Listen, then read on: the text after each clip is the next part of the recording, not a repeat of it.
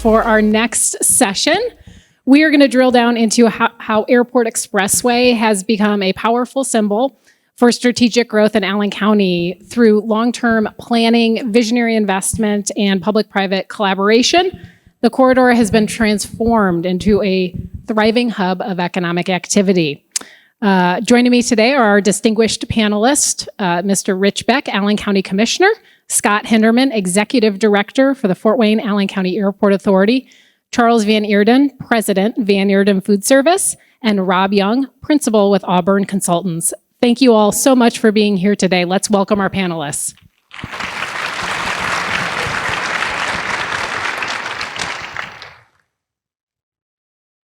Need the clicker. That'd be helpful, wouldn't it? Okay, so Scott, let's jump off with you here with a trip down memory lane. Okay, so Bear Field became Fort Wayne International Airport in 1991. Tell us about this time. How was the Airport Authority positioning the terminal for long-term growth, and how did folks even access the airport back then? I have a slide here to pull up momentarily. What the airport was still a good airport in 91. I wasn't here. It's still a good airport today, and I'm possibly a little bit biased as I get to operate and manage the airport. But if you look at the slide, the infrastructure of the airfield has always probably been changed, rehabilitated. The geometry of the airfield is generally the same. The problem with the airport in 1991 is access. You know, if you want to get into the aviation system, travel by air, you have to get to the airport. Typically every airplane ride starts with a car ride. But you couldn't get there well. You had I-69 as a main artery going through our community, bringing people to the airport. But from 69 to the airport, it was maybe just a smidge dysfunctional. It wasn't an easy access. It was less than ideal. So from then to today, we've improved the access to the airport. Even if you look at the slide, some of the development around the airport was not nearly there as it is today. So again, yes, the airport serves the community. We do the best that we can with what we have, and then the process of building it to make it better is through the years. Certainly a lot of opportunity, but some major infrastructure challenges as well. We'll turn to Commissioner Beck. How have the Allen County Commissioners led efforts to make public investments with the goal of attracting private sector investments? Well, thank you, Ellen. Absolutely. The Allen County Commissioners and the Department of Planning Services, as well as Redevelopment Commission, are very strategic and diligent about planning over the years, intentional planning for the district and trying to induce private investment there. We go back to 1985, the Southwest Area Study included that. 1997, the Planet Allen Comprehensive Plan included it. 2021, the Airport Expressway Plan was a part of it. And in 2001, the Airport Expressway Plan, but in 2021, All in Allen also did that as well. Construction on the Airport Expressway from I-69 to Smith Road, completed in 2001, was about roughly a $15 million project that was funded by NDOT, federal funds, and the Allen County. We had obtained assistance from the state, so the local delegation was instrumental, local elected officials were instrumental, all kinds of partners helped to get the Airport Expressway put together. We didn't have the resources at that time to do the sewers, but we do that on a pay-as-you-go basis on the sewers, and that's worked out so far. The other thing, in the early 90s, we also recognized a lack of infrastructure near the airport, so the airport the Airport Authority, the City of Fort Wayne, and Allen County came together with an MOU. In 1996, we pledged about $7 million to put in water improvement, sanitary sewer to that area, enabling new businesses to come into the area and be served by that in the Airport Business Center.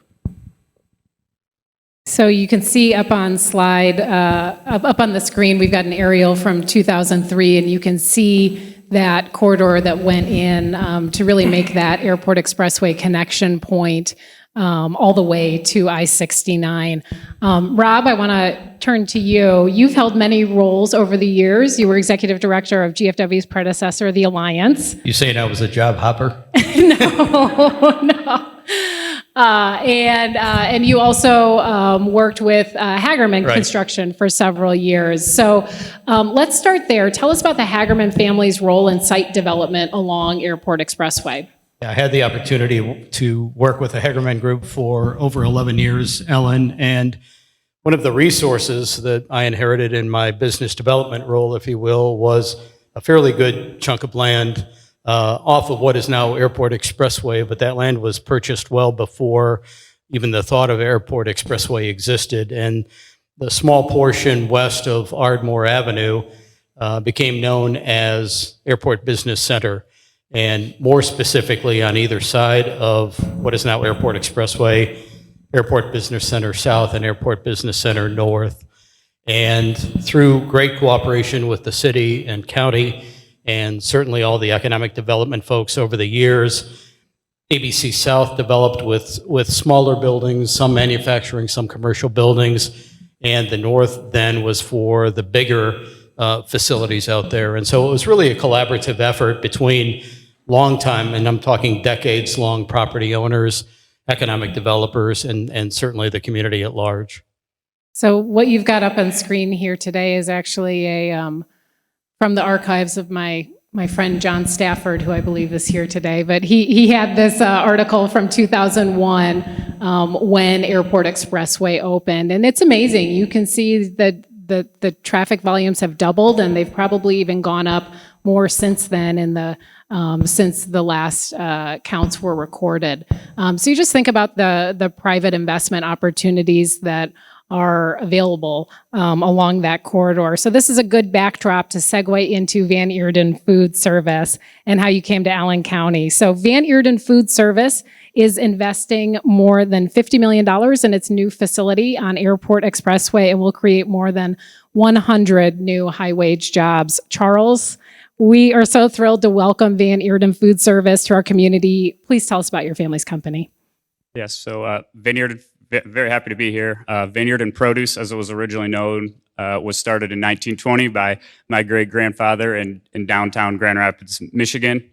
Today, as we've morphed and evolved into Van Eerden Foodservice, is a broad-line food service distributor, and our core business is selling food and food service products to restaurants and in K-12 education, healthcare across Michigan and Indiana. In addition to that, we're involved with over-the-road trucking and logistics, refrigerated brokerage, and as well as produce distribution and produce processing. We've evolved a lot over 105 years, but collectively our success is based on our mission statement, a simple mission statement, which is respect and listen to our people, focus on the needs of our customer. That doesn't necessarily make us the biggest. It doesn't make us the most well-known, but it's served us really well over that period of time, and we're thrilled to be here. I love your family's story. So tell us a little bit about how you all came to identify Fort Wayne as a market for potential expansion. Yeah, so it was about 2018 or so that we reached capacity in our one distribution center in Grand Rapids, and we wanted to build on. We thought it'd be we had plenty of land and acreage. We thought it'd be a fairly simple construction project, but it wasn't. We spent a number of years and got paired up with the Tittman Group, which is as you guys probably knew better than me, but a Fort Wayne-based cold storage construction construction company. And so they went through the process with us of trying to identify a solution in Grand Rapids, but because of zoning and because of our unique older building and the risks of doing a construction project while also selling food, just decided that wasn't the best way forward. But through talking to them and their team and getting to know more about Fort Wayne and honestly simply looking at a map, it looked like Fort Wayne becoming a much better opportunity for us. It was close to Grand Rapids, but not too close. It had great demographics, good restaurant base, and we thought it was an opportunity for us to support a community that we thought was underserved by maybe some of the larger national competitors. So as we identified Fort Wayne, we started looking at existing facilities while also keeping an eye on places to develop. Most likely in the future, after we moved into an existing place, we found the plot of land that we have today over on Smith Road. We started doing our due diligence, saying in 5 years, could we build there? It's called up the Greater Fort Wayne group, got on the phone immediately. The zoning's great, good. Okay, well, could we build with utilities? Yes, they got us on the phone, great, good. And it just continued to check off more and more boxes for us. And so by the time we got to that process, we just started building. So that being said, we purchased the land last January. Today or tomorrow, we should be getting occupancies, Ellen said, based on my speech here today. So we're excited that went very fast for us. We're excited to be here and continue to grow in the community.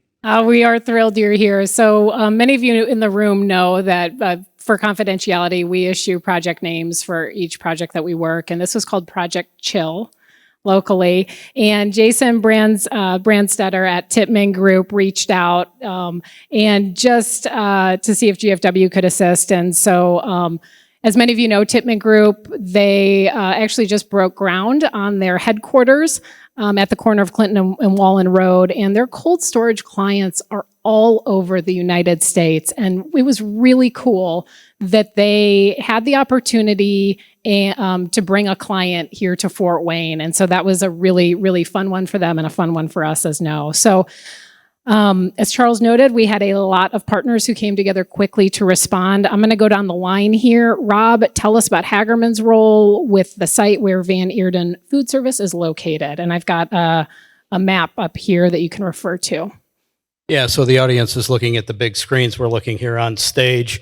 You can see the site that Charles talked about just next to the Hagerman logo. You see the 1, 2, 3. That actually dates back to some of the early planning of that site and a little bit of history. So Airport Business Center North and South are both next to the Van Eerden site. That's all in the city's jurisdiction. Smith Road in that area is county jurisdiction. And in my opinion, it really helped that both the city and the county have essentially adopted the same spec or shell building program, because when ABC, Airport Business Center, really filled up, the next horizon was additional Hagerman property, candidly, on the west side of Smith Road. And so that was one decision point. Do we look at annexing into the city or stay in the county? There was no reason to annex because everything available in the city cooperatively was available in the county as well. So that checked that box. But that was a rural site, zoned ag, not in a TIF district. And so as Charles indicated, one of the things we did was rezone that to heavy industrial, but with a lot of voluntary exclusions, because there was a lot of communication with the neighbors, and there were some functions that candidly we wouldn't have wanted either there. So we rezoned it with some voluntary restrictions. That is in a TIF district now, and it was ready to go. And it's kind of funny, the 1, 2, 3 represent our thinking at the time. That's about a 63 acre parcel. It's bisected by a natural drain just above the 1 on the bottom of the site. And so we were looking at a couple of sites for perhaps 150,000 square foot shell buildings. And then in the one area, maybe a 20 or a 50 or something that would fit that space. So that was the thinking at the time. This was also happening as Airport Expressway was being discussed because of the signalized intersection at the other piece of Smith Road, further to the west, that helps serve the Amazon distribution center. And Scott and his team obviously weigh in because of the glide path and the impact of development there, as well as the property that you own at FWA. So there was a lot happening at the time. But I think your point is that this was a perfect example of the community helping itself to take advantage then of a great opportunity with a company like Van Eerden. And sure, some was luck, but a lot of it was planning and looking for a development there. It didn't quite work out as we thought. There's not 3 buildings there, but one, and you've got some property on the south yet. But it's fascinating how things like that come together. Yeah, being able to respond quickly is so important. Yep. Because Charles and Jason had identified this area as a good fit for Van Eerden Foods. We got a Teams call together because a site had already been identified. We got a Teams call together pretty quickly with Alyssa McGauley redevelopment director at Allen County, and Ryan Bauer, who's development manager with the Airport Authority, so that client could do some initial due diligence. So Scott, one of these due diligence items was understanding the airport overlay district. So on the next slide here, you can see the proximity to Van Eerden from the airport. And what is the airport overlay district, and what does it mean for development around the airport? Just a little bit of history. 2012 or 11 timeframe, the Department of Planning Services was looking at all of their ordinances and their permit processes. And at that time, we wanted to create incorporate an airport overlay district, which is essentially trying to provide clarity to developers, landowners of how to develop land and what is compatible, what's not compatible around the airport. It does follow the state's Tall Structures Act as well as the federal aviation regulation. It says compatible and non-compatible. We work really hard. So if somebody would put in a permit and says, hey, we want to put a cell phone tower or a windmill or at the end of a runway, clearly we need to protect the community's assets of the airport. So we would work with the potential developer and say, hey, this is a bad idea. Where could we put it in proximity to make sure it works? To the point, right out in front of my office, there's a cell phone tower. So we work with developers to accommodate their needs as opposed to just saying no. In this case, a development came and it is off the end of the runway in the glide or the approach departure path. And we just made sure that it wasn't incompatible to where, okay, what's the height restrictions? And we worked well with Charles and his team to make sure that the development can go forth. We want development around the airport. If you look at the old picture that we pushed up at the very first time, it had very little development, and through the Hagerman Group and others around the airport, there's been significant development in the last, I'm going to say 30 years, but really the last 10 years seems to have really blown up. The bottom line is we want to work with developers as much as we can to provide clarity of not what they can't do, but how they can do, as opposed to just living in a frustrated mode of I want to build, but I can't. Nobody's talking to each other. So we work really closely with developers, landowners, contractors to accommodate the needs of the development. So we checked that off the list. Another, on the county side of things, Commissioner Beck, there were due diligence items regarding early feedback on the site plan and also utility service. So walk us through how the county assisted Van Eerden Foodservice and their contractor, Tippmann Group.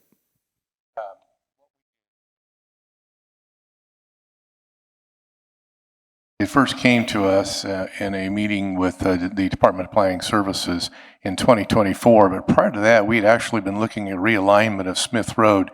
The intersection of Smith Road and Airport Expressway is on the north side is not an ideal situation. It's a really difficult intersection, and we need to realign Smith Road by going down Dahlman and then going through the hayfield to match up to the stoplight at the Southport. Near Amazon. And that is highlighted in green on the slide up there. You can see the alignment issues with Smith Road. Right. Charles and his group were concerned about the impact to them as we went down this pathway. We actually hired A&Z Engineering back in 2021 to work on this project for us. The impact to Van Eerden is going to be good. The timeline is uncertain because the cost is prohibitive right now. We'll need some assistance for the federal government to put that one together, but it will eventually happen. The county worked with city utilities to extend the water and sewer to support this project with TIF funding, county redevelopment, as well as the county commissioners pledged to commission to agree to reimburse Van Eerden for over $900,000 in construction costs for the stormwater, water, sanitary sewer, road and right-of-way improvements for their facility. Thank you so much. So we're going to go back down to Rob Young. Rob, I've got, it's a little blurry on that screen, but hopefully folks can make out that the logos of the many businesses, just a select group of businesses that have invested on the Airport Expressway over the last few years. Public-private partnerships, as we've discussed, have been essential to this corridor's success. Rob, in your capacity, formerly with Hagerman Group and with the Alliance, can you share just a few standout examples? So those logos to me really represent economic development 101. What you've got there are a collection of new and relatively new companies. You've got existing companies that either needed an additional location or a relocation. And then you've got companies that have perhaps changed hands, and we've been able to retain them and grow them here in the community. So whether it's attraction, retention, or expansion, relocation, all of it is represented just in those handful of logos, and that's not all of the entities just in the area that we're talking about. You mentioned, I want to just a quick follow-up. You mentioned the spec building programs, right? And we have several spec buildings that have been developed, and some of these businesses have gone into there. For folks who might not know, can you just talk a little bit about what a spec building program is? You bet. And some call it spec building. In certain circles, speculative buildings have a negative connotation. Others of us call them shell buildings, but essentially it's the same thing. And I'll start at the end and then go back to the beginning. So unless you all disagree, the current economic development incentive is speed to market. You know, back in the day, it was a greenfield site and this and that and the other. Now it's speed to market. And we're working on some projects right now that we wouldn't be talking about without having an existing facility that can then be adapted for a particular use. And so and Scott, to your point, it was about 10, 12 years ago, and not a new concept necessarily, but a renewed focus, I think, on spec or shelled buildings in our community really helped drive at least a few of these. Forvia originally came to us as Forcia, still in the same group, just a rebranding. That was the start of a major push for that program. The Crown logo on there was technically a shell on the south side of Airport Expressway. The first big one, if you will, was Forcia. They hit us right when we were pouring foundations because that was going to be about 100,000 square foot building. They needed about 140,000 square foot for the operation that they were hoping to put here. We turned on a dime, were able to accommodate them, secured dry, safe storage for the machinery to come here from Europe before the building was completed, those types of things. But wouldn't have had that opportunity without at least the start of that building. That led to Amazon, not the big distribution center on Airport Last Expressway. mile delivery center. This is Amazon Delivery Center. So when you all get Amazon packages with a DIN 6 on the label, that's the key, and that's coming through that facility that's right off of Airport Expressway as well. Also on there, Sabert it has a facility there. Candidly, we didn't have anything to do with it, but they're here elsewhere in the community. They needed another facility, so they're there. Phil Wright is new ownership of that same operation. So again, it's a collection, and obviously the newest and the Michigan State green logo on there from Van Eerden is the newest one here in the community, and it's great to have you, Charles, and your team. Scott, so if anybody's flown out of FWA lately, they can see that there is a lot of activity.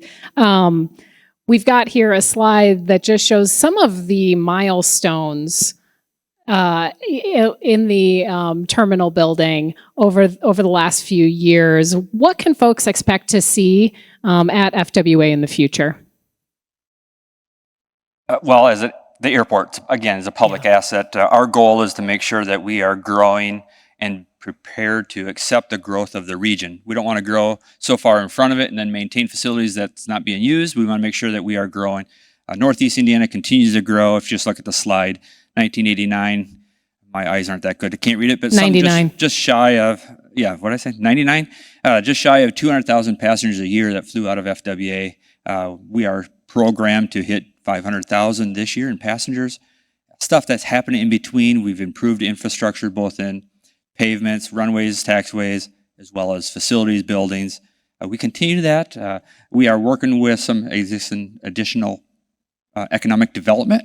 We're working with 2 organizations right now. Can't really announce, but we hope to be able to announce real soon where some additional jobs coming to the area. As well as one thing we are doing, the asterisk, or there's a star on it, I think, is the intersection of, no, that's not the star, the green spot. Ardmore our Airport Expressway in Ardmore, we're doing. I've got a slide here. There you go, Scott. There, thank you. Yep. There's about 12 12 and a half acres that the airport owns. It is adjacent to the airport, but it's not contiguous to the airport. We really don't need to own that. We are going to put some roads on it and then try to sell those parcels, get them to where they're providing a service or something that is compatible with the airport, that's advantageous to the region. So we continue to work hard to make sure that we're meeting the needs of the community. Again, back in 1999, we had 6 nonstop destinations. Today we have 14, and if you need to get away this winter, November 20th, we're starting direct service to Fort Lauderdale as well. And do you want to plug the Star Lounge, your latest? I should. Absolutely. As part of Star Bank has been a great a partner at the terminal building. As part of our construction in our terminal building, we built a frequent flyer lounge. Star Bank has partnered with us. It's Gateway Lounge brought to you by Star. And it's an opportunity, if you're a frequent flyer, if you want to sit someplace where there's higher internet, nicer chairs, nicer area before you catch your flight, we have something that in our community now that's offered at the airport. That's fantastic. Okay, so let's talk a little bit more about infrastructure. Before I come back to you, Commissioner Beck, I do want to point out what's on screen, and both the City of Fort Wayne and Allen County continue to invest in infrastructure upgrades along Airport Expressway. And the City of Fort Wayne actually was awarded $23.2 million from the Federal Rail Administration to eliminate the at-grade rail crossing on Airport Expressway, which is terrific. Obviously, that will benefit area businesses and their workforce as they come and go from work, and also travelers visiting the airport. So, Commissioner Beck, with the development, you've got development occurring all the way to the west side as well, where Airport Expressway meets I-69. So, in that area where we're starting to see some additional investment, how is the county upgrading infrastructure to accommodate growth? Thank you. We see the intersection of Airport Expressway and I-69 as the gateway to the gateway. This is the entry to the city on the south side. It's extremely important that we treat it in that manner. We see it as an ideal opportunity for development. So we have granted $800,000 in ARPA funds to city utilities to put in a lift station there at Lower Huntington Road and I-69. Project entails connecting about 8-inch force main for about a mile stretch to Coverdale Road, extending 1,200 feet, gravity sewer along Coverdale. So this has to be completed by 2026. So the project's on the cusp of beginning and will be completed by then. Fantastic. Okay, so we got about 2 minutes left in this session.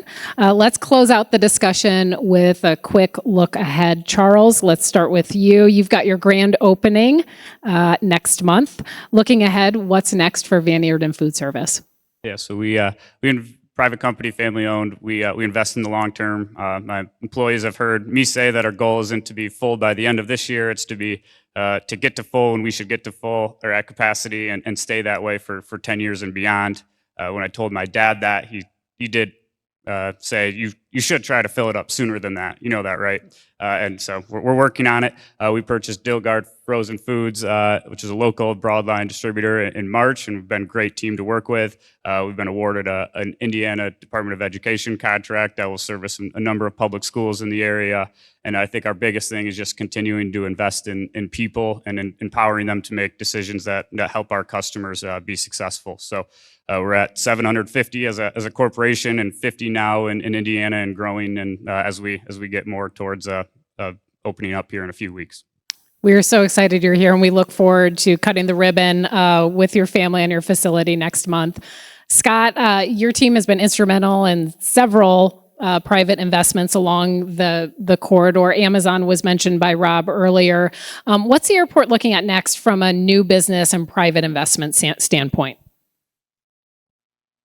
Well, the efforts that we did, because we had property, we now are going to work with everybody else who's a developer. We do not really have property past Coverdale towards 69.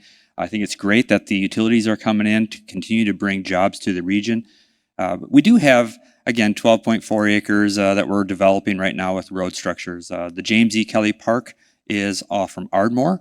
There's I'm gonna get this wrong, probably 45 to 50 acres there. That's a developable. Hard Hell just built 2 years ago, and that is now sold. There's I don't know the name of the company that's going in there, but that's going to be occupied. We do have some hangar projects that we opened bids today to expand, and we see some even as much as international companies coming to Fort Wayne and operating out of those. We don't have the green light to announce that yet. And then our terminal project, if you haven't flown out, not even recently, if you haven't flown out of the airport in the last 4 years, you can see that we're doing construction.